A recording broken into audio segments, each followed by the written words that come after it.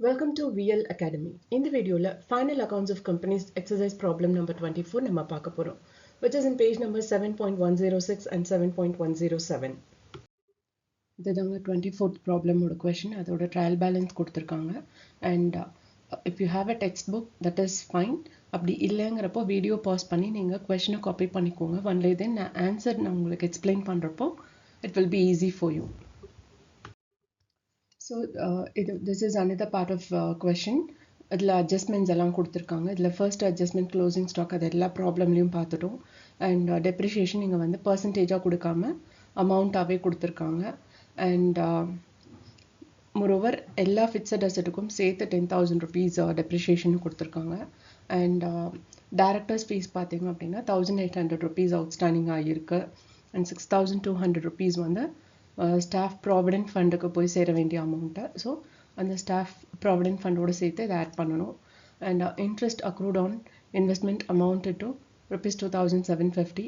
இதுவும் நம்ம வந்து ப்ராப்ளம் ஒர்க் அவுட் பண்ணுறப்போ பார்ப்போம்.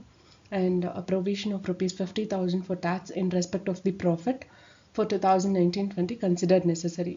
ஸோ இந்த ப்ரொவிஷன் ஃபார் டாக்ஸேஷன் இதுவும் நம்ம வந்து ப்ராஃபிட் அண்ட் லாஸ் அக்கௌண்ட்டில் காமிக்கணும். That also let's see how to show. And the board of directors propose a final dividend at 8% after transfer to general reserve ₹30,000. So in the after transfer அப்படிங்கிற ஒரு விஷயம் வந்து it will give a impact. அது எப்படிங்கிறது நான் உங்களுக்கு problem explain பண்ணுறப்போ சொல்கிறேன். And claim of ₹2,500 for workman compensation is being disputed by the company. So இது வந்து disputed in the sense பல வருஷமாக போயிட்டு இருந்த கேஸு இது வந்து இப்போ ஒரு முடிவுக்கு வந்துடுச்சு அப்படிங்கிறது அர்த்தம். இதுவும் நான் உங்களுக்கு ப்ராப்ளம் ஒர்க் அவுட் பண்ணுறப்ப எக்ஸ்பிளைன் பண்ணுறேன். And authorised capital is 80,000 equity shares of ₹10 each. அண்ட் இங்கே ருப்பீஸ்ன்னு பை மிஸ்டேக் கொடுத்துருக்காங்க கொஷனில், அது typing error. And the company has issued 60,000 shares of ₹10 each. Okay, so இதில் இந்த அட்ஜஸ்ட்மெண்ட்டை பேஸ் பண்ணி நம்ம ப்ராப்ளம் ஒர்க் அவுட் பண்ண போகிறோம். ஸோ இப்போ ப்ராஃபிட் அண்ட் லாஸ் அக்கௌண்ட்டுக்கான ஒர்க்கிங் நோட் ப்ரிப்பேர் பண்ண போகிறோம். அதில் first working note is revenue from operation. இங்கே வந்து சேல்ஸ் மட்டும்தான் இருக்குது, வேறு எந்த ஐட்டம்ஸும் which is related to revenue from operations கிடையாது. So sales is 10,83,940. அதனால ஃபைனல் காலமில் நான் டைரெக்டாக போட்டேன். அண்ட் அதர் இன்கம் பார்த்தீங்க அப்படின்னா இன்ட்ரெஸ்ட் ஆன் இன்வெஸ்ட்மெண்ட் அது வந்து 8,540. அது வந்து உங்களுக்கு கொஷன்லேயே இருக்கும். தட் இஸ் 8,540 அப்படிங்கிறது இன்ட்ரெஸ்ட் ஆன் இன்வெஸ்ட்மெண்ட்னு இருக்கு இல்லையா, அது கூட இந்த அக்ரூட் இன்ட்ரெஸ்ட் அது அட்ஜஸ்ட்மெண்ட்டில் கொடுத்துருக்காங்க. That is 2,750. இது ரெண்டுமே நமக்கான இன்கம் தான். ஓகே, நம்ம இன்வெஸ்ட் பண்ணதுக்கான இன்ட்ரெஸ்ட் நமக்கு வருது. ஸோ இது ரெண்டையும் டோட்டல் பண்ணோன்னா வில் கெட் ₹11,290. அடுத்தது cost of goods sold. So opening inventory which is given in trial balance that is 1,72,050. And purchases பார்த்தீங்க அப்படின்னா ₹5,09,000. இது ரெண்டுமே ட்ரையல் பேலன்ஸில் கொடுத்துருக்காங்க. இது ரெண்டையும் டோட்டல் பண்ணி க்ளோசிங் ஸ்டாக்கை லெஸ் பண்ணணும். ஸோ அப்படி பண்ணுறப்ப will get ₹5,24,270 as cost of goods sold. So next one is employee benefit expenses. இதில் வந்து சேலரிஸ் அண்ட் வேஜஸ்னு கொடுத்துருக்காங்க. That is 3,59,000. அண்ட் அது போக contribution to staff provident fund இது அட்ஜஸ்ட்மெண்ட்டில் இருக்குது 6,200. ஓகே, ஸோ இது ரெண்டும் டோட்டல் பண்ணுறப்ப will get ₹3,65,200 as employee benefit expenses. அடுத்தது டெப்ரிஷியேஷன் அண்ட் அமார்டைசேஷன் எக்ஸ்பென்சஸ். அதில் வந்து டெப்ரிஷியேஷன் ஆன் ஃபிக்ஸட் அசெட் அதுவும் அட்ஜஸ்ட்மெண்ட்டில் கொடுத்துருக்காங்க. That is ₹10,000. அடுத்தது அதர் எக்ஸ்பென்சஸ். அதர் எக்ஸ்பென்சஸ் பார்த்தீங்க அப்படின்னா repairs to building is an indirect expense. இதுவுமே வந்து இப்போ ரிப்பேர்ஸ் இந்த சென்ஸ் நம்ம ரெகுலராக பண்ணுறோம் அப்படின்னா தட் இஸ் அண்ட் அதர் எக்ஸ்பென்சஸாக வரும். பட் ஒரு bulk amount all of a sudden நம்மளோட ஃபேக்ட்ரியில் இருக்கிற ஒரு செவரே இடிஞ்சு விழுந்துருச்சு, அதை ரீகன்ஸ்ட்ரக்ட் பண்ணணும் அப்படின்னா that is an unexpected repair. Okay, and also we have to spend huge amount. But இங்கே வந்து அப்படி கிடையாது. இப்போ பில்டிங்கோட காஸ்ட் பார்த்தீங்க அப்படின்னா ₹1,50,000.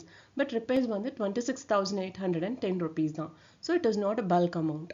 அதனால் இது வந்து ரெகுலராக நம்ம பண்ணுற ரிப்பேர் சார்ஜ் அப்படின்னு அசியூம் பண்ணி நம்ம அதர் எக்ஸ்பென்சஸில் போடுறோம். ஓகே, பிகாஸ் சிலர் என்ன பண்ணுவாங்க, இதை பில்டிங்கோட இதில் சேர்ப்பாங்க. ஸோ அந்த மாதிரி நீங்கள் பண்ணக்கூடாது. தட் இஸ் அதர் எக்ஸ்பென்சஸ் தான். And next one is miscellaneous expenses. That is ₹31,090. அடுத்தது டைரக்டர்ஸ் ஃபீஸ் ₹1,800 ட்ரையல் பேலன்ஸில் கொடுத்துருக்காங்க. அண்ட் அவுட்ஸ்டாண்டிங்காகவும் இருக்குது, அட்ஜஸ்ட்மெண்ட்லேயும் கொடுத்துருக்காங்க, another 1800. So totally 3600 rupees. So total other expenses amount is 61,500 rupees. So இப்போ நம்ம ஃபார்மேட்டில் எல்லா வேல்யூஸையும் எடுத்து நாம் அப்ளை பண்ணணும். ஸோ இங்கே வந்து revenue from operation is 10,83,940 and other income is 11,290. So the total revenue is 10,95,230 rupees.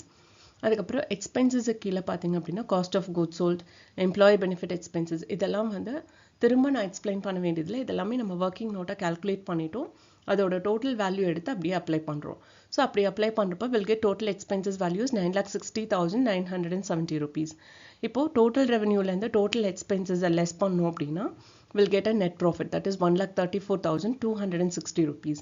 அதில் வந்து again we have to detect provision for taxation, அதுவும் உங்களுக்கு அட்ஜஸ்ட்மெண்ட்டில் கொடுத்துருக்காங்க. Okay, that is a provision of rupees 50,000 for tax in respect of the profit for 2019-20.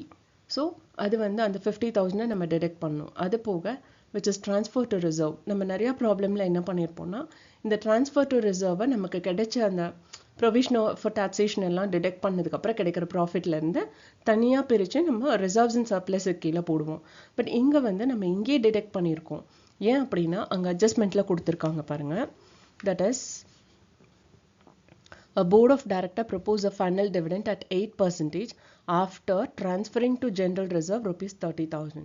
So இங்கே வந்து ப்ராஃபிட்டே வந்து general ரிசர்வ்க்கு ட்ரான்ஸ்ஃபர் பண்ணதுக்கப்புறம் வர அமௌண்ட்டை தான் நாம் ரிசர்வ்ஸுக்கே எடுத்துகிட்டு போகணும் அப்படிங்கிறது தான் அர்த்தம். ஓகே, ஸோ அதனால் அந்த ட்ரான்ஸ்ஃபர் டு ரிசர்வ் அதே மாதிரி they have given is 30,000, but 30,000 கிடையாது, it's 3,000. Okay, must be a typing error. So அதனால் 3,000 நம்ம போட்டால் தான் we are getting answer as 81,260. So which is a profit after taxation. Okay. So நம்ம வந்து இப்போது ப்ராஃபிட் அண்ட் லாஸ் அக்கௌண்ட் முடிச்சிட்டோம். அடுத்தது பேலன்ஸ் ஷீட்கான ஒர்க்கிங் நோட்ஸ் எல்லாம் ப்ரிப்பேர் பண்ண போகிறோம். அதில் ஃபர்ஸ்ட் ஒன்று ஷேர் ஹோல்டர்ஸ் ஒன்.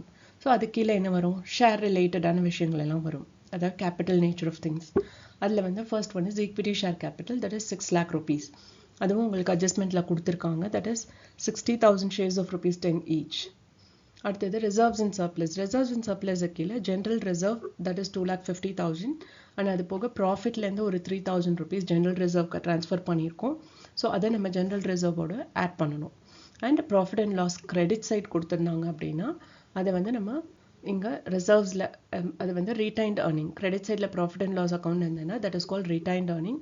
ரீடைன்ட் ஏர்னிங்னா ப்ரீவியஸ் இயரில் கிடைச்ச ப்ராஃபிட்டில் ஒரு பார்ட் ஆஃப் தி அமௌண்ட்டு கம்பெனிக்குள்ளேயே ரீடைன் பண்ணி வச்சுருக்காங்க அப்படிங்கிறது தான் அர்த்தம். ஸோ அது வந்து 16,840 rupees. ஃபார் எக்ஸாம்பிள் நான் எதுக்கு இதை சொல்கிறேன் அப்படின்னா, இப்போ வந்து டிவிடெண்ட் இவ்வளோ பர்சன்டேஜ்னு டிசைட் பண்ணிட்டாங்க, 48,000.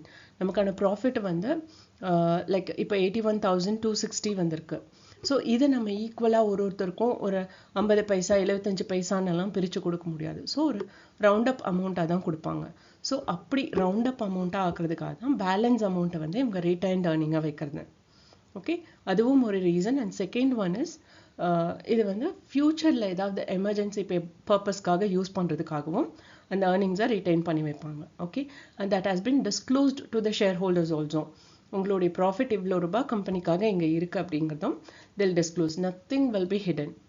ஓகே, ஸோ அந்த மாதிரி இப்போ ப்ராஃபிட் ஃபார் த இயர் வந்து 81,260 rupees. பட் அதில் இருக்கிற ப்ராஃபிட் எவ்வளோ வந்திருக்கு, பட் டிவிடெண்ட் எவ்வளோ பே பண்ணணும், 48,000 rupees. ஸோ இப்போ இது எல்லாத்துல இருந்தும் அந்த டிவிடெண்ட் அமௌண்ட்டை நம்ம லெஸ் பண்ணி காமிச்சோன்னா தான் ஆக்சுவலாக நம்ம கையில் ரிசர்வ்ஸ்னு எவ்வளோ இருக்குன்னு தெரியும். That is 3,03,100 rupees. இப்போ டோட்டல் ஷேர் ஹோல்டர்ஸ் ஃபண்ட் எவ்வளோனா 9,03,100 rupees. ஸோ நெக்ஸ்ட் வந்து non current liabilities. Non current லைபிலிட்டிஸில் வந்து லைக் ஒரு வருஷத்துக்கு மேலே நம்ம வந்து கொடுக்க வேண்டிய காசை கொடுக்காம வச்சுருக்கிற விஷயங்கள் எல்லாம் தான் நான் கரண்ட் லைபிலிட்டிஸ்.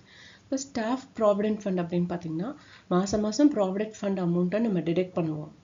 ஓகே, சேலரியிலேருந்து ஒரு டிடக்ஷன் இருக்கும் அண்ட் கம்பெனி வந்து ஒரு கான்ட்ரிபியூஷன் பண்ணுவாங்க. ஸோ இங்கே வந்து கம்பெனி கான்ட்ரிபியூட் பண்ணதான் இந்த 6,200 rupees. ஓகே, ப்ராவிடென்ட் ஃபண்டை பொறுத்த வரையும் கவர்மெண்ட் ஒரு பார்ட் ஆஃப் அமௌண்ட் கொடுப்பாங்க. இப்போ வந்து ஒரு 15,000 நீங்கள் ஏர்ன் பண்ணுறீங்க அப்படின்னா அதில் வந்து ஒரு 600 to 700 rupees வந்து உங்களுக்கு ப்ராவிடென்ட் ஃபண்டுக்கு போகும். அந்த 700 rupeesல like 350 is company's contribution and 350 is government contribution. Okay, so அந்த மாதிரி தான் இங்க வந்து கம்பெனியோட கான்ட்ரிபியூஷன் வந்து 6,200 rupees and in general staff provident fundல இருக்கிற அமௌண்ட் எவ்வளோ பார்த்தீங்க அப்படின்னா 37,500. ஸோ இது ரெண்டையும் சேர்த்து டோட்டலாக பார்த்தோம்னா that is 43,700 is a non-current liabilities. And current liabilities அப்படின்னு பார்த்தீங்கன்னா இந்த வருஷத்துக்கான கடன் அது வந்து trade payable that is 36,880 rupees, final dividend 48,000 and unclaimed dividend. Unclaimed dividend அப்படிங்கிறது வந்து அதாவது ப்ராஃபிட் இவ்வளோ வந்திருக்கு இதில் உங்களுக்கு இவ்வளோ அமௌண்ட் ஆஸ் அ டிவிடெண்டாக கொடுக்குறோம் அப்படின்னு ஷேர் ஹோல்டர்ஸ்க்கு சொல்லிட்டோம். பட் அவங்க வந்து அந்த லாபத்தை வந்து வாங்கிக்கவே இல்லை, அவங்க கேட்கவும் இல்லை எனக்கு அந்த லாபம் வேணும் அப்படின்னு.